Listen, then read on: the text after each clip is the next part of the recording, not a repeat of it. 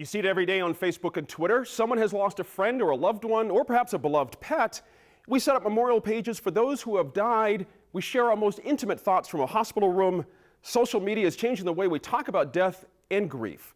NMIF correspondent Gwyneth Dolan sat down with two experts to ask if this trend is making us more willing to talk about tough topics, or if we are sharing too much about the most difficult moments of our lives. Gail Rubin is an expert on end-of-life issues, and she's the author of A Good Goodbye, Funeral Planning for Those Who Don't Plan to Die. Ann Beike is a bereavement counselor who specializes in mourning a specific type of loved one, pets. Thank you both for being with us today. Earlier this summer, NPR host Scott Simon tweeted to his 1.3 million followers from his mother's hospital room as she went in sick and proceeded to become gravely ill and eventually die. He posted messages on Twitter, the microblogging service, about funny things she said, about songs they were singing, about his pleasure in holding her hand, about helping her floss her teeth, and his own feelings as he came to understand that she wouldn't be leaving the hospital. The morning after she died, he posted to Twitter, "You wake up and realize you weren't dreaming. It happened. Cry like you couldn't last night." And people got really emotional, people who didn't even know him. But there was also some debate that we saw about this. Gail, I want to ask you first, is this an example of terrible oversharing? or are we as a society changing the way we process death and grieving? It's becoming much more public out there on Twitter, on Facebook. There was an enormous amount of media coverage around the fact that he was doing this.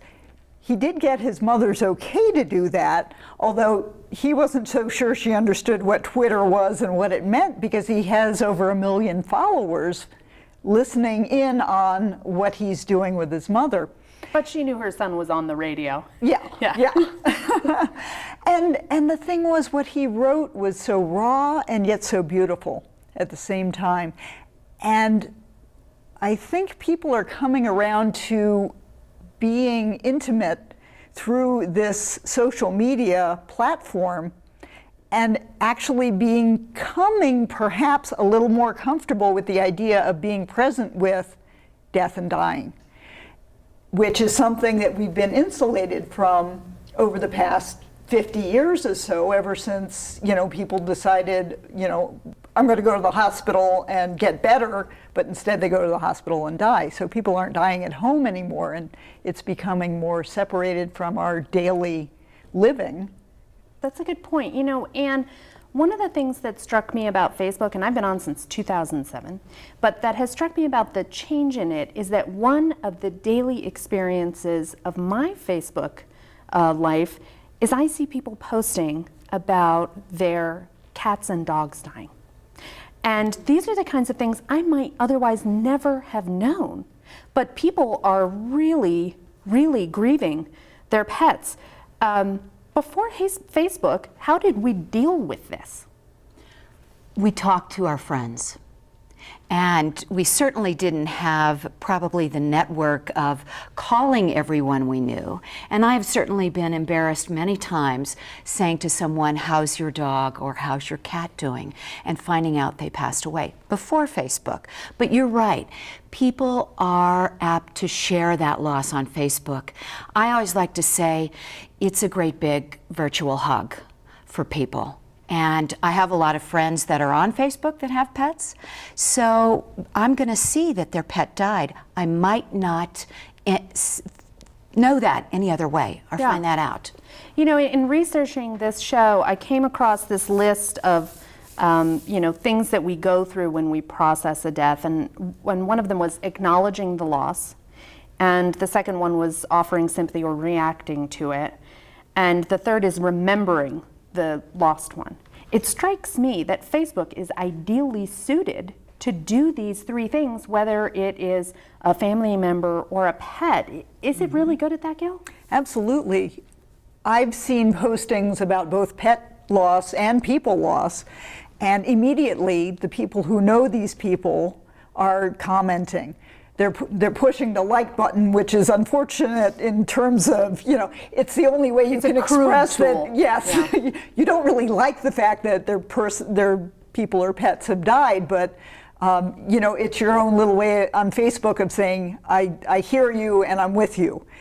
And you immediately get the support of your community through Facebook that way. So it really does serve a lot of purposes, as well as replacing the obituaries and the phone trees in terms of alerting people you're closest with, who you might be connected with on Facebook. But it's also interesting because you'll also get little comments and weighing ins from people who maybe didn't know that person or only tangentially know you. But they may have been through a similar experience and have some pearls to share. And I have seen, comments about the anniversary of pet deaths and people death too, but more so the pet death, which I think is interesting. It might be somehow easier to share because you're slightly less invested sometimes, I guess.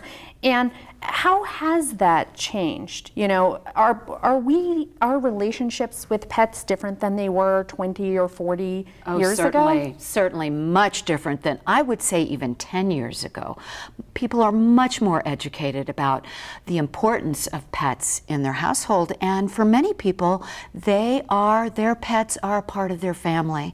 So if you are, I say, when you're a single person and your pet is the only other being in the household with you, when you no longer have that pet in the household with you, it is very empty and you are grieving heavily. And the same thing for people too. No different. We grieve in many different ways. But it is a little bit more public, I think, with the pets. People are more apt to post that. I always say, if you think that people aren't looking at your posts, put something on there about losing a loved one, someone who you care deeply about, family, friend, what have you, pet. All of a sudden you have a big list of people who are sending their condolences. Gail, is this an important part of the process, doing this, recognizing and having people give you their condolences? I mean, I think some people feel the urge to just hide under the covers and just try to make it go away. But does Facebook sort of force us to do this public grieving, and is that good? Well, it's not forcing it, but it opens the door to receiving the support of people you might not otherwise hear from. Thelma Domenici, our local etiquette expert, just recently weighed in on the idea of, should you be doing that on Facebook? And yes, that's one step, but really, if you want to truly support someone through their grieving, is you call them up, you send a card, you go over and visit them, you take a casserole maybe. It's not a substitute. Right. And yeah, there's been quite a trend about people wanting to just make it go away. It's like, we're not having a funeral, we're not doing anything. And that's not healthy for the individual or the community, because people are going to find out about the death.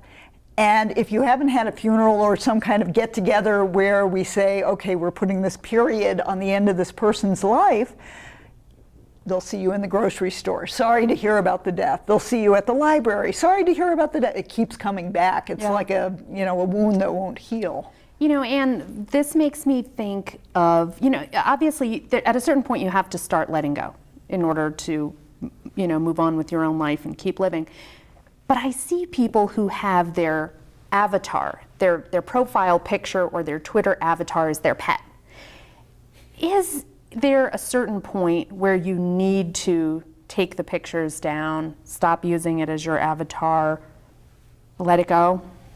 I always say whatever works for you is okay. If you are not getting up in the morning and you can't function and you are seriously depressed, then it's time to think about some therapy. Maybe some doing more than taking down the avatar. Right, exactly. But it's like a lot of other things. Maybe we don't want to take the pictures down of our parents.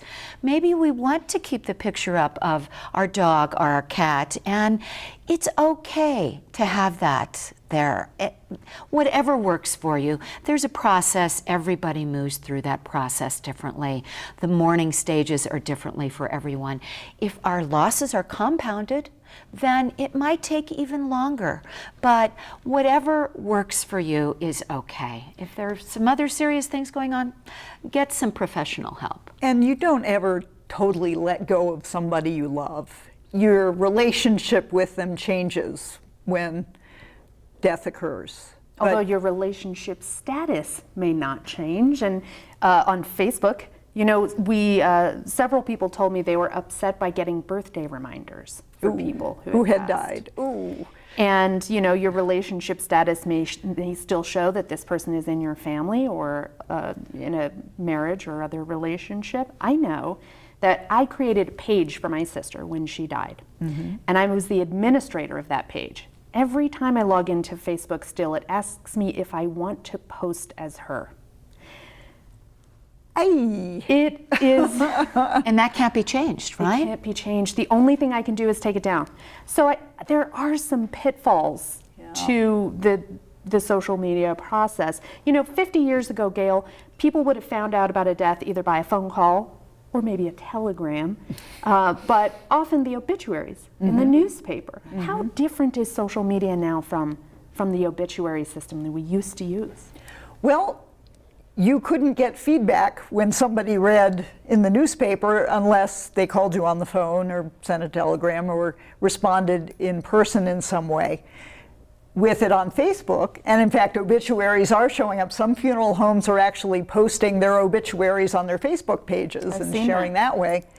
And so then you get the comments and you get the likes and the feedback in that way. So it's more immediate, and yet it's still distant because it's just coming through your computer. And here's something to think about. If your computer is in the shop, you're not going to get any of that feedback or any of that connection. If you're trying to alert people to a funeral or a memorial service by electronic means, whether that's email or Facebook or Twitter or whatever, if nobody's on their computer or their electronic device, they're not going to get that message. So there's still a very important component of getting on the phone and calling people up to say, this is going to happen, we'd like you to be there. And do you agree, should social media just be in addition to the old-fashioned ways that we do this of calling people, talking to them in person?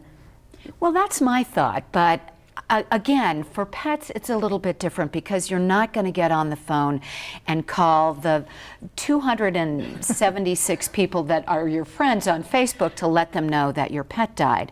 But it is embarrassing if you find out after the fact, and I like to know when people that are near and dear to me lose a pet. And they're not necessarily going to pick up the phone. Do you think people who lose a pet, and you know, for elderly folks, for single people, for kids, pets can be so important, and the loss can feel equal, as I've heard you say before. But do you think people still feel embarrassed to say, I'm a mess because my dog died? Yes, and I find out in my practice that people, that is one of the things that they say, I can't stop crying, or I'm so sorry, I'm crying. Well, you just lost your pet, you lost your best pal. How can you not cry? It's okay. So there's still some of that a part of society isn't going to ever really understand how our pets are important to us, and that's okay. We might never change that, whatever. But the people who are our friends on Facebook, many of them, again, as I said, have pets, they want to know that. We're not going to put an obituary in the paper for our pet. But yeah, this is the way that we tell people about it and share that. And I think for humans too, isn't it true that part of announcing this is saying, hey, give me a little bit of a break. I think I need a wide berth this week, this month, or whatever, because this is what happened. And then you don't have to tell everyone individually that you work with, you know, that's in your 50-person office or whatever. Gail, do you think that using Facebook makes it easier for some people reacting to a loss to share condolences or sympathy that they otherwise wouldn't share?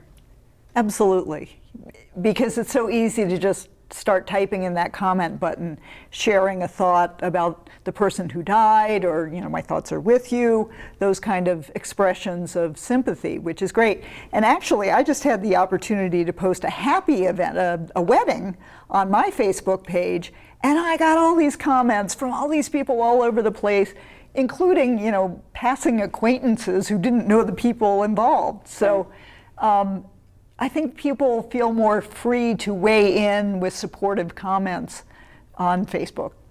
Yeah, it feels good for them to do. I've done something, whereas they might not have taken the time to write a card and put it in the mail. Who does that anymore? Yeah. Well, that's one of the things that Thelma talked about, Yeah. too, the importance of that. And I do think that's a really nice touch.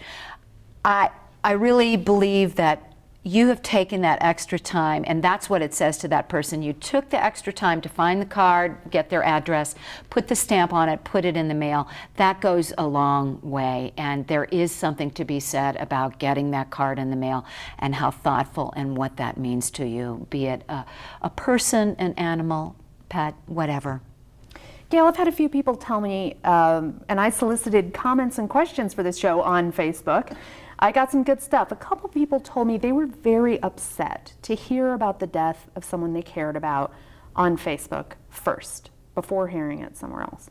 And some of them maybe were closer, you know, it was a relative, and another relative posted, oh, our common relative has finally passed, but they didn't make the phone call first. Do you have a recommendation there?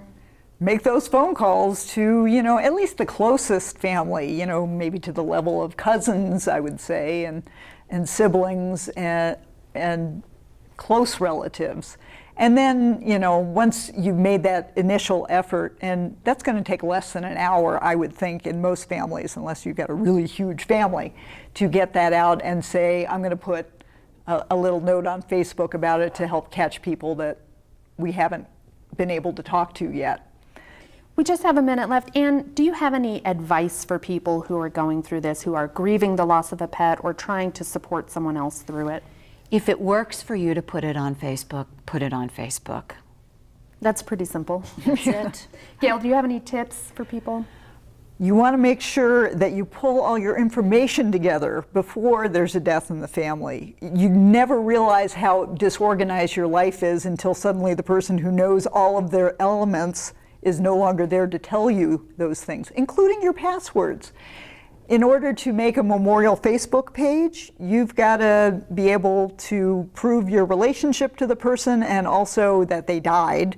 They don't want people shifting pages over on behalf of someone as a prank. And part of that is you need passwords. So That is really good advice. write your passwords down, or at least get one of those master lock password programs so you can just have one password that shelters all of your passwords. Very important with our online lives. Thank you both for sharing all of your suggestions and ideas and insight today. It's been a pleasure. Thank you.